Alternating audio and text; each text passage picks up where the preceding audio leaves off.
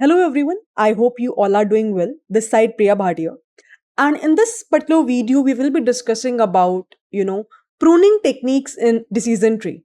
Now, what is this pruning is all about? We will discuss, but majorly, if you remember, in our previous videos, we have talked about decision trees in a very detail, right? We have seen that how basically decision nodes will be created, how basically the split will happen. We have talked about two impurity measures in our discussion. One is about the Gini index, and second one is about the entropy. I hope that whatever discussion we have made so far and whatever things we have learned so far about the differences between these two impurity measures, that is pretty much clear to everyone. Then only you will be able to understand the upcoming videos regarding the decision tree part. Now, one of the major issue in this decision tree creation part is the overfitting. And I hope that in the previous videos itself, you must have understood the concept of overfitting. But let me recap that. What is overfitting if someone will ask you? Simple thing is that at the time of training, you are feeling or you are having a numbers in which you are seeing that accuracy metrics is very great. Means the error term is very, very low. You are getting a great accuracy, you are getting a very low error, but at the time of testing part per se, whenever a new test set will come into picture, you are observing that there is a abrupt change in the error value. The error shoots up, error value is very, very high, right? In other words, you are observing that in the testing part per se, the accuracy is very, very low. And that is something which troubles the entire ecosystem of decision tree. And we have to avoid that, right? We don't want that this is the situation which will happen. But the bad thing is in decision trees, this is something which is very widely happen until or unless we will not take care of that. So today in this session, we will try to discuss that how basically we can handle that kind of scenarios. How basically we can handle that overfitting in decision trees. And that is where the pruning term came into picture. For example, in a gardening, we usually try to see that gardeners try to do the pruning of that area as so that the new flowers will come up, right? There will be no weeds there. Similar to that, you can understand that this is where the term came into picture. In decision tree also, we will try to create that depthness into account, and we will try to take that, okay, we will try to shorten down the depthness so that we will able to remove that leaf node which are not required or which are not that much significant to make the predictions.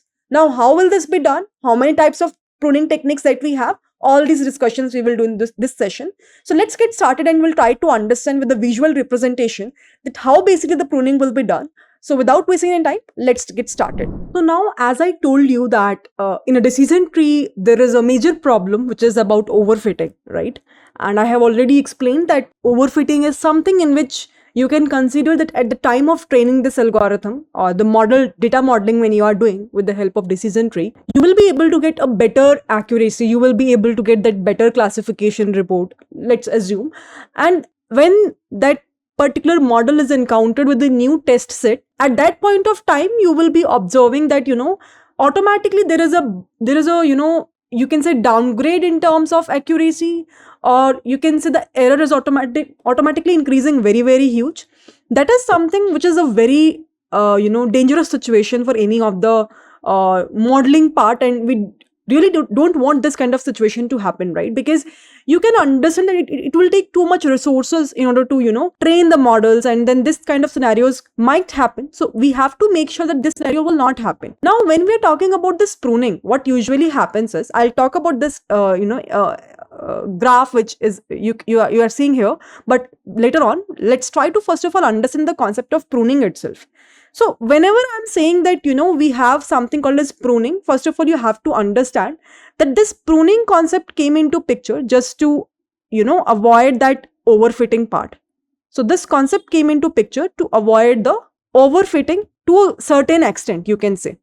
Okay, so what usually happens here, for example, let's say with the help of that Gini index or with the help of that entropy measure, you will be able to create a decision nodes, and here you will be having some decision nodes. And after that, you all know that at the end, what usually happens is you will be having something called as a leaf node, right, at the very end. So let's assume that you are trying to create a decision tree, and that is where you will be having a final, you can say, leaf node which is available at the very end. Let's assume, we are just assuming all these things, right? So let's assume that we will be having this kind of a tree where every particular node is a decision node, you can say decision DN. Let me write it like that. DN indicates nothing but, you can say, decision node, right? And you all know that at the very end, whenever we are talking about a leaf node, let's assume that we are trying to do a classification problem and we are trying to predict that whether the label will be classified as, let's say, yes or no. Okay, whatever problem you can consider. Let's say you're considering the diabetes problem itself. So we are trying to create a decision tree depending upon the patient's factors. At the very end, let's say my model is predicting to me that whether the patient will be having outcome as 0 or 1. 0 or 1, let's assume, or 1. And let's say you will be having here decision node itself, right? There will be decision node, there will be a decision node, and here also there will be a decision node.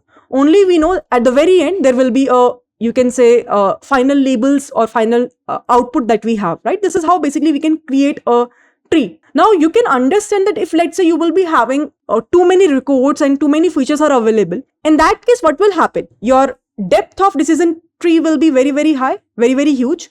So this is something that we call as a decision tree. This is something which we call as a decision tree. And you all know that at any point of time, when we will be having multiple factors, multiple features, in that case, what is the meaning of a depth? You can say this is level number 0 in a tree. This is level number 1, right? This is something which is level number 2. And this is something which is level number 3. Let's assume, right? This is something which we call as the levels in a tree. Those who are from DSA based background, they already know all these stuffs. So if I'll ask you what is the depth of my tree, you can say that it will be, consider it as a height only 4, right? So first height, second, third, and fourth. Now, if you will be having so many features, you can consider that this height can increase until a certain extent, maybe 10, 11, 12, 14, 15, and so on. Now, what will happen is, let's say, higher the depth part. So that much time your model will take in order to make the predictions. I hope you can understand. And let's assume that at any point of time, let's say in this decision node itself, you are getting the result as maybe 9 yes or 9 indicators are there that your data belongs to 1 class, and let's say 2 indicators are there that the data belongs to 0 class, and that is where you will get the assurity that your data belongs to 0 class and here your data belongs to 1 class, right? This is where you will say at the very end of the leaf node that the Gini index will be 0, impurity will be 0, your data is very pure. But the question is that, is there a need to go till the end? Is there a need to create this level of nodes? I'm giving you just example. You can say no, it might not be the case. Why? Because if, let's say, higher samples or higher records belong to 1 label and there are very low number of records which belong to 0 label, so why there is a need even to create a separate category of 0 and 1? So we are trying to increase the length or increase the depth somehow. There is no need for that, because in this itself node, our model will be able to understand that the probability of having the 1 label is very, very high as comparable to the probability of 0, because it is 1 is 9 by 11 and 2 is 2 by 11, right? So 9 by 11 is definitely much higher as comparable to 2 by 11. So why to create an extra node? Now you will ask me that, Priya, how will it impact if we will create a 1 extra node? It impacts. You can consider that if you will be having a huge amount of data where the depth is too much high, in that case, when your model is searching and going towards this leaf node, even the smaller 1 depth also will make a lot of difference in your model in terms of getting the prediction to be done, right? This is where the concept of pruning comes into picture. We have 2 concepts here in pruning. One is called as, you will heard this name as post pruning. Another one is called as pre-pruning. So by name itself, you will be able to understand when we are saying post pruning, it simply indicates that first of all, our model will be able to create the entire decision tree. And after that, it will give a thought that which particular node we can remove, which particular depth we can, make aside, which doesn't make much significant difference in order to make the predictions. So in the post pruning, what is happening is once your decision tree is created, once your decision tree is, you can say created entirely, and then pruning process starts. Then you can say pruning process starts where, your model will give a thought that, okay, at any stage, can I remove any depth?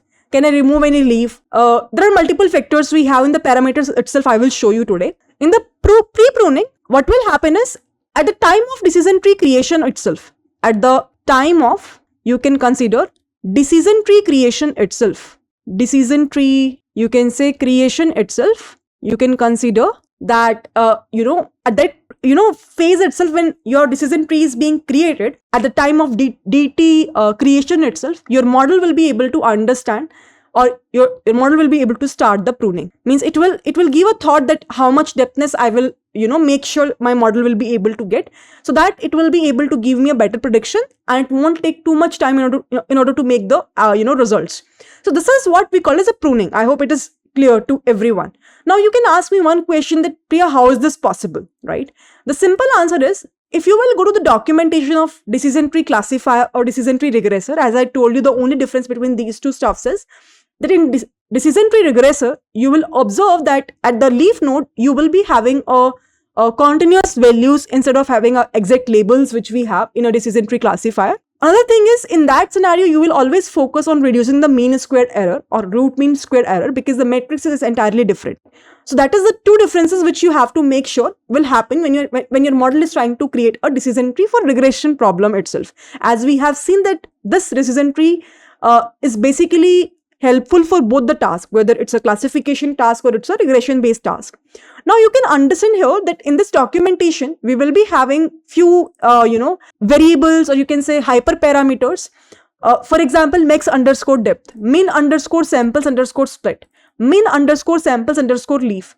So these things are basically responsible for the pruning per se, right? If let's say by default it is defined as none, but if I just feed some number in this particular place, so what will happen is, at the time of the decision tree creation itself, in the pre-pruning phase itself, your model will try to understand that, okay, I can go until this much depth. Now you can ask me a question that, Priya, how can I write some number, right? That's a good question, that how can we write, how we will be able to get an idea that, okay, this is the optimal number which we can write here. So for that, there is a technique of hyperparameter tuning which come into picture. In the later part of our videos, you will see that we have a module in this course by the name of hyperparameter tuning, where we have two basic techniques. One is called as grid search CV, another one is called as randomized search CV. So what is happening in grid search CV is, we will try to give some numbers which we feel can be the best optimal, or we will provide some range, you can say, and internally your model will try to see that in which particular number your model fits the best. So this can happen, right, with the help of this hyperparameter tuning concept. So in the upcoming phase of the sessions, I will show you all those things which I'm talking about.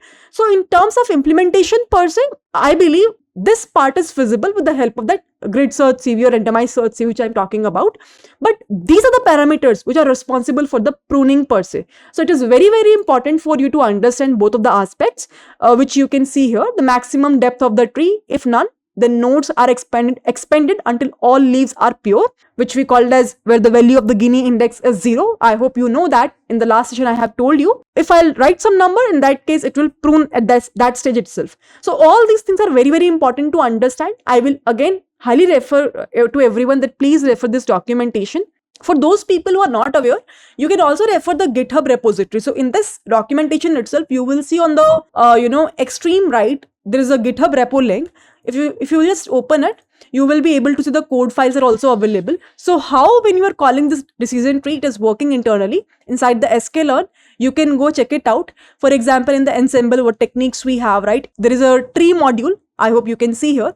So in this tree, there is a techniques of decision trees and all those trees which we will talk about. Random forest is ensemble part which will come under ensemble. So you can check out all the code files because you are calling the API.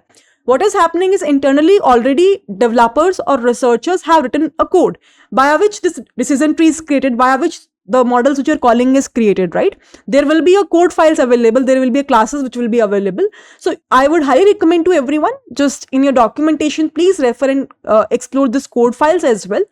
In the upcoming part of the stage, I will also show you a few things which I feel is important. For example, if you will feel in the implementation per se, when we are calling from sklearn.metrics, so this is the folder which is internally being called. So whatever be the evaluation metric you are using, it is already available here, right? So for every particular folder, it is available. For example, clustering part, in future you will study data sets, usually we call from sklearn.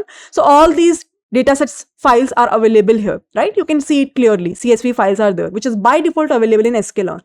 So that is where this import is happening. Obviously, it will be somewhere, right, via which you can access it. So it's an open source which everyone can access here from sklearn. That's the whole idea which I want to convey here. So this is the overall idea between post pruning, pre pruning, and what is the concept of pruning altogether. In interviews, it can be widely asked question, and please, I hope now it is clear to everyone that why it is important technique to understand the difference, or you can say limitation, of a decision tree. Now one important thing which you will observe, there is one great book by the name of Introduction to Machine Learning, sklearn, scikit-learn, by the name of Orin. So you will see it's a author, Orin Giron. So you can see hands-on machine learning with scikit-learn, Keras, and TensorFlow. I will highly refer this particular book for the implementation per se, for the understanding per se. If you want to refer any book, please do refer that book. Now one important thing which you will be able to observe here, if I'll talk about the this particular graph which I have taken from that book itself, you will be able to observe that what is the problem, major issue behind decision tree is, apart from that overfitting which we are talking about, that at any point of time, if let's say you will be having a training data which is available with you, and if let's suppose you will be able to create, or your model will be easily able to create a linear decision boundary in that case. For example, you will be having this x1 image available with you. In this case, your model will be easily able to classify between this class A which we have and between this class B. Why? Because there is a linear boundary between these two structures. But at any point of time, if let's say you will try to make a variation of this given image, and let's say you want to convert that image or shift that image orientation to 45 degree. So what is happening is it will try to shift it down, but in this specific case, your decision tree will not work in the best case part, right? So your model is very, very sensitive for this, even the small variations in the training set. That's why that is the another limitation where you will observe that decision tree is not working perfectly. We have a techniques of data augmentation which you will deal in the future part of the sessions. In deep learning, in the images part, it is very widely used, where we just try to shift the orientations and try to get more training data. So what is happening is we need to have some model which is good with all the orientations that we have, right? That is where now in future sessions you will observe that we will be dealing with something called as ensemble techniques, where we will be having an bagging and boosting. One of the very widely used technique is random forest, which is, you can say, is a cumulative of decision trees. For example, in decision tree only single model is working. In random forest, you can consider that multiple models of decision trees are working cumulatively, and that is where we get the best approach. So in future, I'll talk about that in a separate video, and then you will get a better idea. But in the upcoming session, you will observe that we are discussing about the implementation of whatever things we have covered up in decision tree, because I think we have covered up a lot about the mathematical part, and actually it contains a lot of maths as well. This maths will really help you in order to understand the upcoming part of the algorithm as well, which is random forest. So I hope that until so far, whatever things I have covered up in this course is pretty much clear to everyone. Still, if you have any confusion, any doubt, please do reach out to me. I will for sure try to resolve it as soon as possible. Thank you so much, everyone. So now I hope that you will be able to understand the clear picture of overfitting and how we can handle that. This is one of the very widely asked interview question also. So please make sure that you should have that idea that how basically we will be able to handle that. What is the literal meaning of that? I will see you all in the upcoming session now, where we will do the hands-on implementation of decision tree. Bye-bye, everyone.